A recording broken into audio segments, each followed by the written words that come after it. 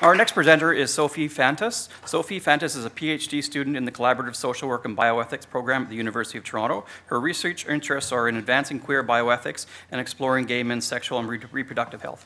Welcome, Sophie.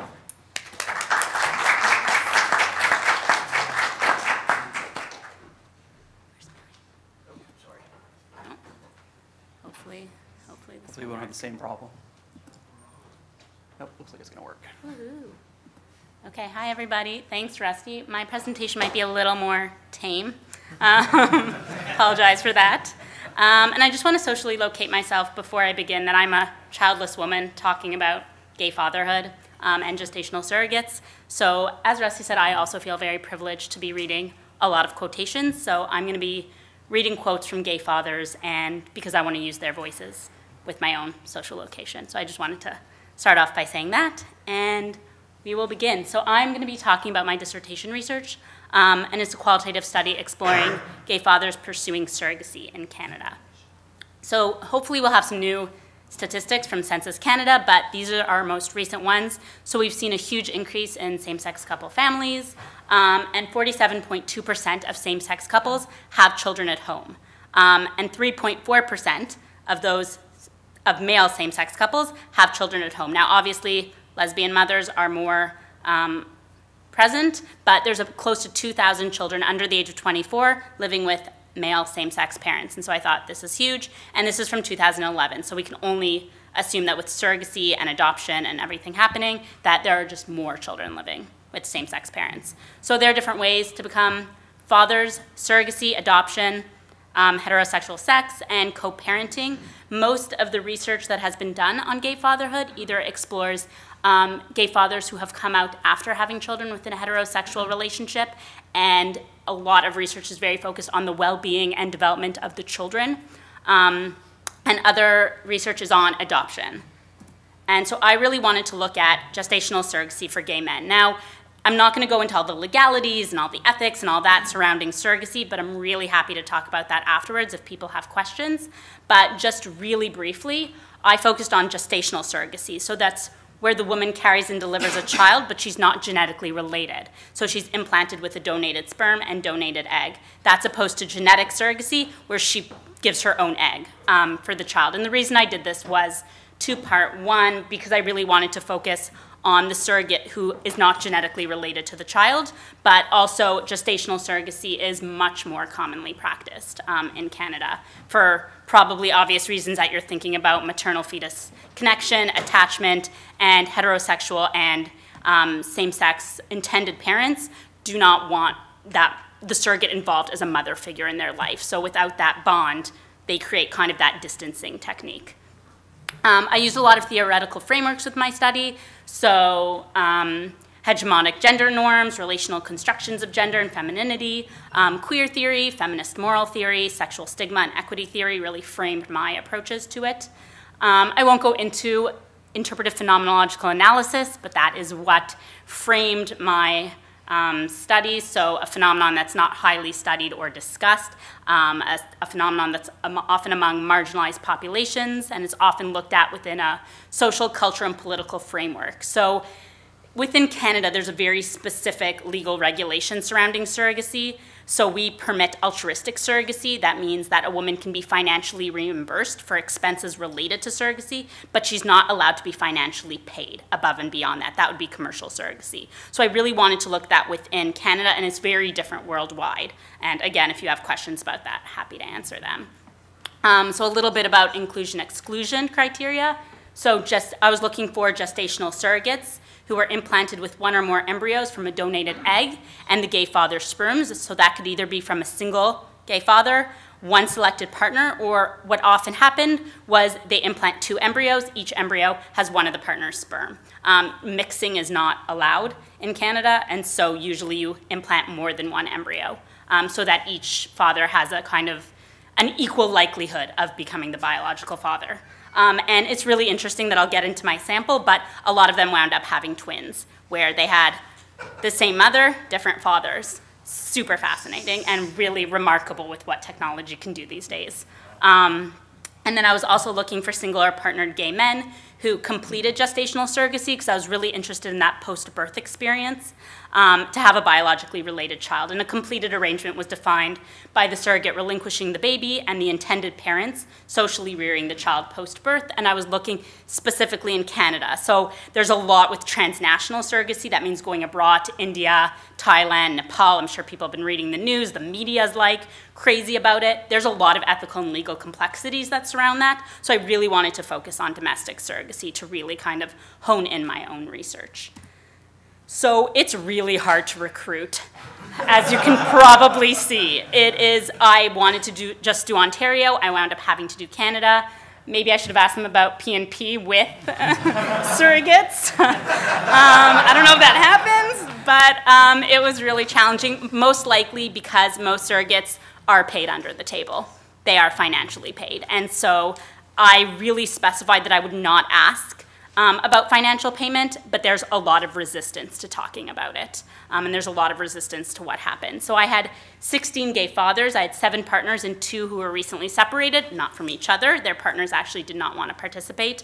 And I had 6 gestational surrogates, so that was it. And as you can see, that difference, probably some of the legalities play a role in that. And out of that, the way I recruited was I actually had 5 what I called matched surrogate triads, so the intended fathers and their paired surrogate. I interviewed them separately, but then I was able to ask about their relationship trajectory over the course of surrogacy and then get both participants' responses to be able to kind of draw connections from that. So my recruitment, I did advertisements, social media, email, and it was all purposive and snowball recruitment strategies. So in order to recruit matched surrogate triads, I had to ask in the informed consent whether they allowed me to contact or for the other party to contact me, just because a lot of the contracts that happen, there's a lot of secrecy and confidentiality and disclosure surrounding that, so I really wanted to get all parties' approval that everybody could participate. So I did in-depth semi-structured interviews that lasted anywhere from an hour to 2.5 hours because they just wanted to talk. So I did partnered gay men. I conducted joint interviews with them, and some of them are really great, where they'd be like, "Can you stop? I want to say my story." And I'd be like, "Okay, let them talk." But it was really great because they corrected. They're like, "That's not actually what happened. This is what happened." I'm like, "This is great." They're like recreating their narratives. And the single gay men I interviewed individually, and the gestational surrogates I interviewed separately, and I obviously didn't share anything within the matched surrogate triads. I didn't share what the other party said or anything like that. They were conducted either over the phone or in person. They reviewed and obtained informed consent, and they each received a $30 gift card. I got U of T REB approval as a conflict of interest statement. I actually sit on the Research Ethics Board. I've been sitting on it for the past 5 years, but I didn't talk to anybody on it. I wasn't involved in that meeting, and I had no kind of connection to that, so they reviewed it independently of me within that process. So I personally transcribed every interview, which took a very long time, and I redacted all the transcripts with names of fertility clinics, let's say, geographical locations, things like that, line-by-line coding. I picked out some meaning statements and quotations. I did textual analysis, and then I found some patterns, and I did peer debriefing, member checking, and triangulation. So these are a little bit about the demographics. So they were from the age of 22 to 50 years old. The average age of surrogate participants was 34. It's a bit older than I assumed that it would be, but there are not regulations in Canada, but most surrogates have to have finished having their families and have had to have children in order to be a surrogate. So that probably explains the 34-year-old average. And then the average age of gay fathers was about 39 years. The sample was predominantly white.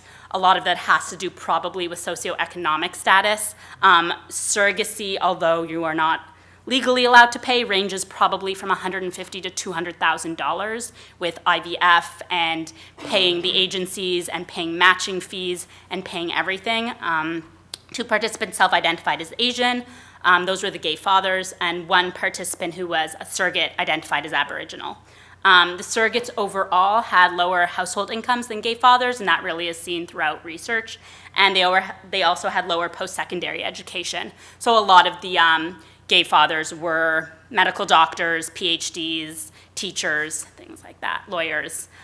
So there's a ton of data from this. So I'm really going to focus on the things where I thought stigma played a really big part of that. So I'm going to talk a little bit about how the gay fathers talked about their motivations to pursue surrogacy, and I'm going to talk a little bit about the socio-ecological factors that played a part in becoming fathers. I'm not going to talk about the surrogate stories. I'm just going to kind of leave those to the side because I really wanted to focus on this sort of stigma piece and resist stigma from the presentation. So their motivations, so the main themes that came up was identity narratives, their relationship context, their dissatisfaction with adoption, wanting a biogenetic connection, wanting the child to physically resemble themselves, and the visible representations of gay fatherhood. So in that, I'm going to kind of go through what role does stigma play within those stories. So some gay fathers, some had no problem coalescing their gay father identities. They said, I've always wanted to be a father, I always knew I wanted to be a father, and I became a father. And some partners had a real hard time, and they thought, I never thought that I could be a father. I always assumed that if you're gay, you can't be a father. So here are just some quotes. As a gay man, you don't really picture children in the future, and I think you're socialized to think that early on that you just don't have children, or you're socialized that gay parents can't have children, can't raise children. That's what society was like when we were growing up. The other one was, did you want to see it? Sorry. Okay. Laws that prohibited them from parenthood, adoption, and surrogacy. So I had two couples. One had immigrated from Israel, the other had immigrated from the US, and they talked about how surrogacy wasn't even an option because so in Canada, whatever your marital status, whatever your sexual orientation, you can go through surrogacy. In Israel, same-sex couples are not allowed to use surrogacy, and international adoption, depending on where, is very kind of stigmatizing against same-sex families. So just legally not allowed to have surrogacy for gay men or for single men, just for straight couples, and that was the Israeli couple who spoke. Very few countries allowing gay parents to adopt. So for some of them, surrogacy was the only option that they had, so they were motivated to pursue it. Others said, I couldn't, and then I came to Canada, and suddenly it was something concrete, and something it was suddenly we can start thinking about doing. There was no real option of adoption, so we were left with surrogacy. So that's how the decision was made. So you can see elements of stigma being played within their choice to pursue surrogacy. The perceived protection of their families if they have a biogenetic children. So some participants spoke of that their family was more real or more protected if their children were actually biologically connected to them. So I hope you can read that, but this was a really great quote where he said, having come from the United States where I felt persecuted in many ways for being gay, I had a paranoia that somehow the government, if we adopted, would take our kids away. I felt like I could give them the middle finger and say, no, these are my biological kids. You can't take them away because it's something different. And somehow I rationalized that having a biological connection gave me one level of security more than adoption could. Families were seen as more favorable or legitimate if they pursued surrogacy because of that biological connection. So a kinship because of that look, and this had to do with physical resemblance. We definitely have a feeling of connectedness, and it's reinforced by family and friends who tend to favor those type of things. And a lot of them spoke about safety for their children from further bullying and ostracism. So that was sort of played out in the relationship context, where they have a stable family, is how they described it, then their children would be safe from further bullying and further ostracism that their children would already face from having same-sex parents. So it was important to be married first in really old-fashioned standing. I figured that would be easier for the baby, even though it's going to be difficult anyways, to sort of say you're married and makes it more like everybody else. It's that I wanted children who looked more like us so that we wouldn't have any of the extra social burdens out in public. But the visibility of, I really want to strengthen this, that the visibility of fatherhood mitigated some of these concerns. So coming to Canada, or living in Canada, a lot of gay fathers spoke of the importance of visible fatherhood. So the legitimization of their families in Canada, coming to Canada and recognizing the actual possibility of pursuing parenthood, seeing other gay fathers and building communities and supports with those gay fathers, especially those who had pursued surrogacy, and being able to find groups and programs to learn about ways to parent.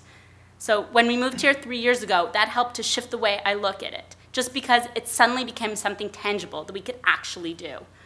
As years went by and I saw different models of fatherhood happening for other gay men, I realized that can be achieved. It's something tangible. We heard more stories about people having kids through surrogacy that kind of helped direct our focus. And we actually wanted a very stable environment for our future children.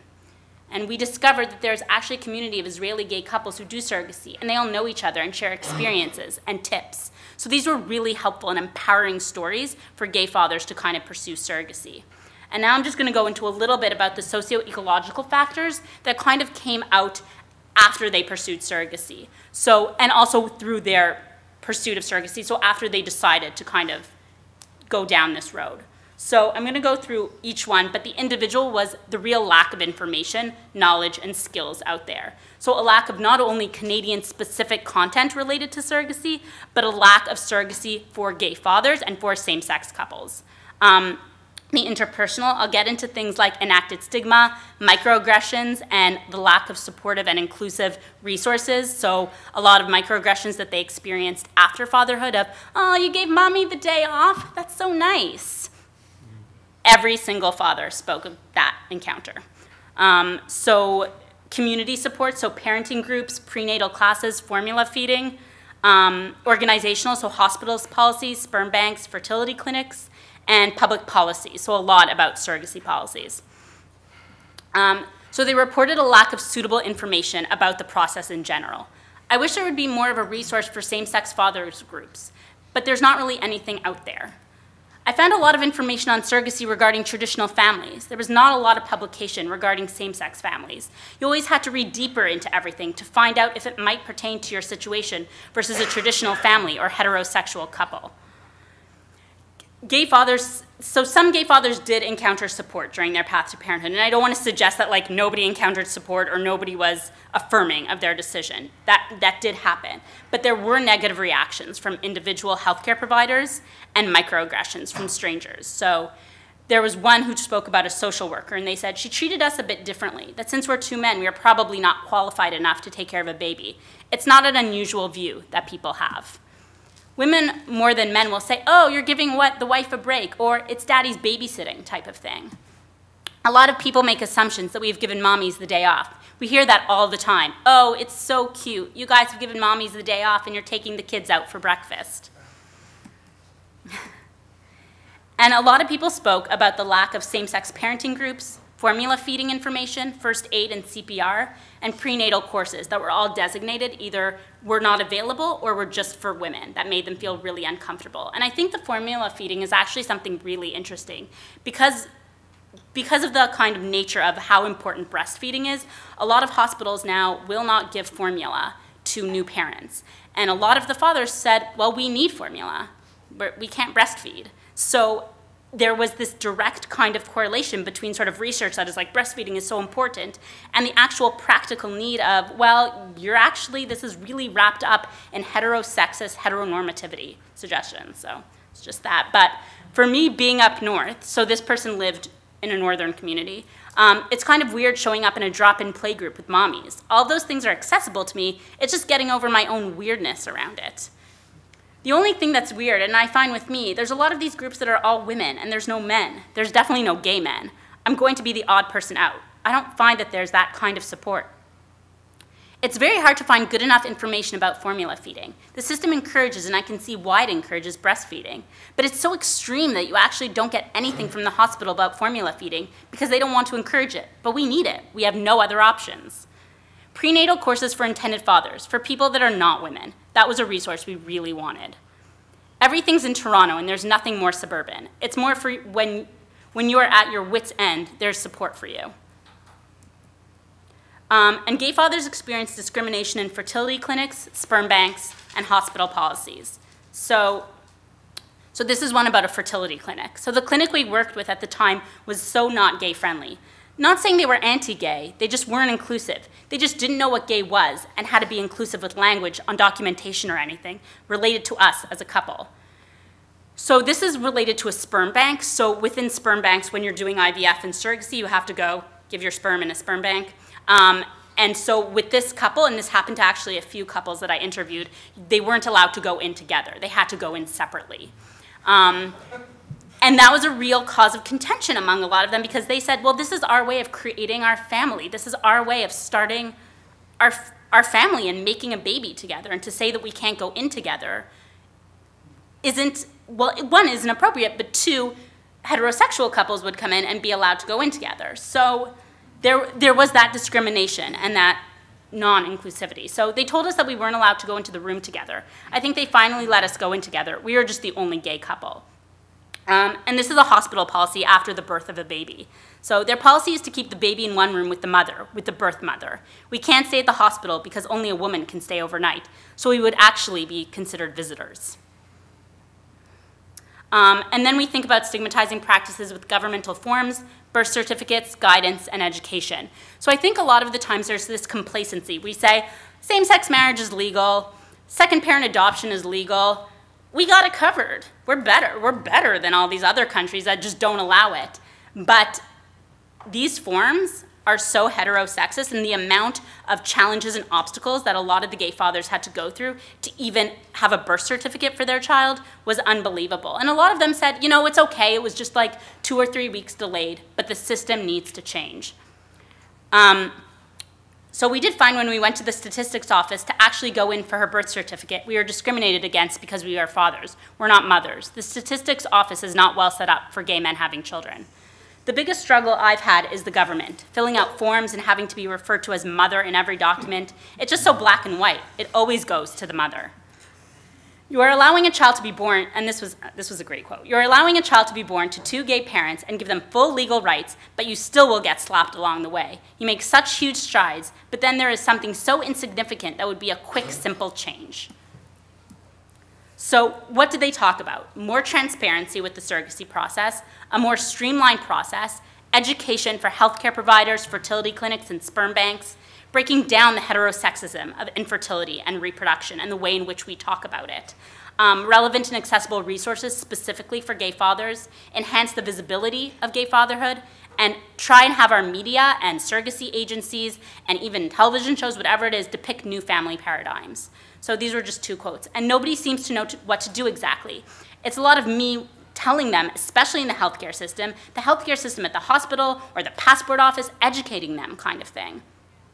When you register the birth, you have a form that says mother and father / other parents.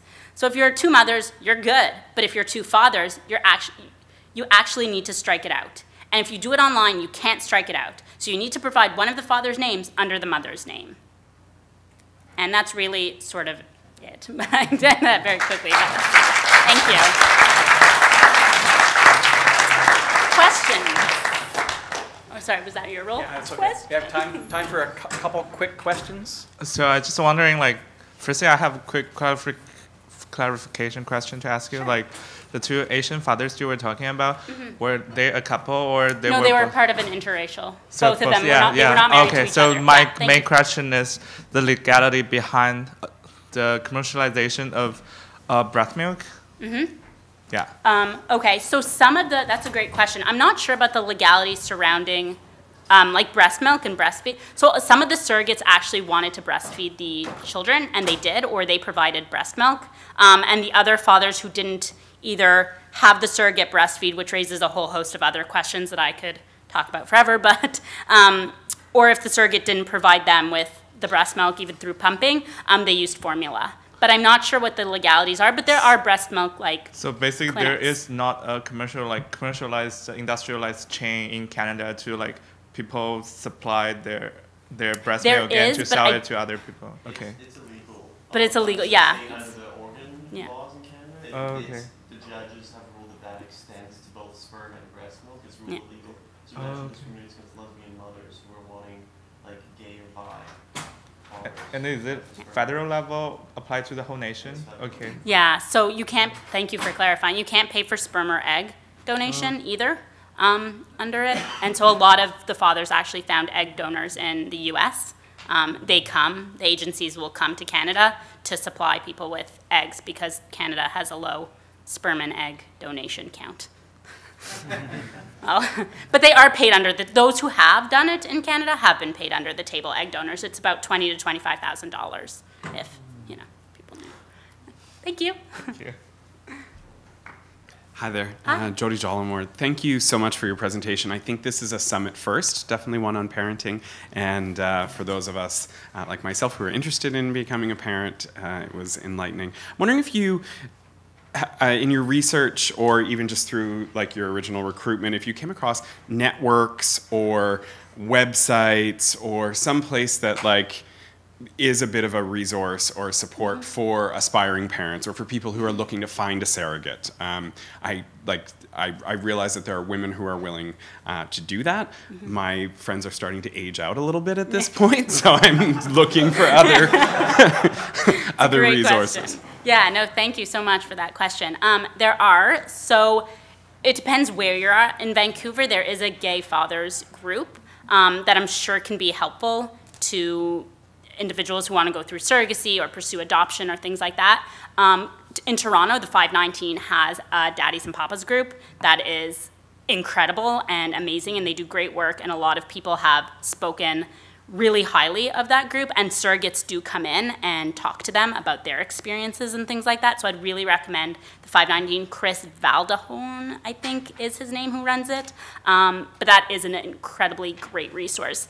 The agencies is a bit more complicated just because you probably should go through a business registered agency within Canada. So there's Surrogacy in Canada, and there's another one that's out of Guelph. But know that you actually have to pay to be matched. So you have to pay through that, and there are more intended parents looking for surrogates than surrogates. So that's just it, but those are some of the things in Googling it. But some of the surrogacy agencies in Canada that are registered are really great. But know that a lot of, so this is part of Not My Data, but everybody talked about it like it was online dating. So they're like, and then you would message, and then you'd wait to see if they'd message you back. And then you'd chit chat a bit. Like somebody called it lava life for parenting or something. So yeah, but I'm happy to talk to you afterwards too if you have more specific questions. Yeah. Yes. Hi, Keith Reynolds. I just wanted to ask, you mentioned a little bit about microaggressions with the families, about, oh, mommy's day off, and traditional gender roles, about heteronormativity. I was wondering if the fathers ever mentioned anything about strangers or, acquaintances asking about, like, oh, whose is it? Or how did you get it? Or did they bring that up at all? They did. So in previous research, and not in mine, there's actually fathers who don't share who the biological father is, and they do that intentionally to kind of shut that down. In my study, people would ask, and they'd be sort of open with it in terms of who the biological father is, but they do definitely have that where people just want to know. And a lot of the time they just shared it. But what was really interesting was that within what you're saying with the mummies, like you're giving mommies the day off and stuff, when they had children, it was really this really difficult learning experience of when to talk to that person and sort of shut them down and explain it to them, and whether to just let it go, especially when they had their little kids with them, and how to kind of approach that and teach their kids about that's maybe what they're going to face, and that's not okay, and there are different family forms, but how to also not engage every single person that does that because they encountered it all the time. So yeah, but that's a really great question. Thank you.